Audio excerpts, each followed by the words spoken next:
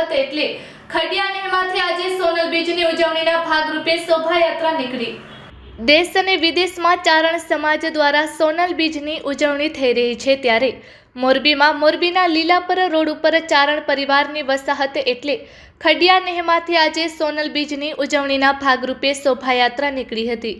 આ શોભાયાત્રામાં ડીજે તાલમાં માતાજીના જ્ઞાન અને ગરબાની તાલે રાસ ગરબાની રમઝટ બોલાવતા સોનલ માતાના મઢે પહોંચ્યા હતા, જેમાં આઈ ગરબે ઘૂમતા હતા, ત્યારે તેમના હાથથી લોકોને ખમા ખમા વધાયું દેતા હોય તે રીતે ગરબા લેવાતા હતા।